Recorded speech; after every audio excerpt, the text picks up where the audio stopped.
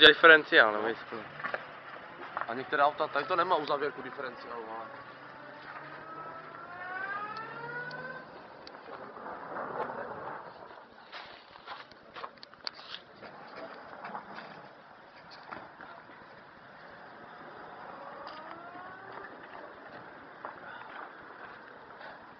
On to vpálí někam. Tak já doufám, že ne.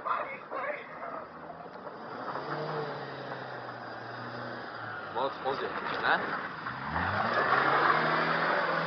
Pičo, teď vrcha děrbyl, vole. To jsou úplně kousky, chápeš? Nevím, na co spolhám, vole, že to nejebne? Já bych to prostě nemohl dělat, vole. Jedině, kdybych měl úplně staré auto, víš co, 120 nebo tak.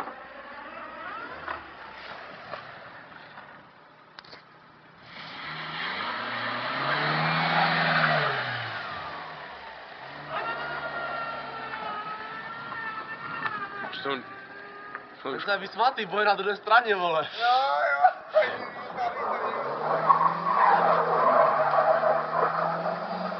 Tak tu na chalici vykopit nechci. Chudák, ten se dostane.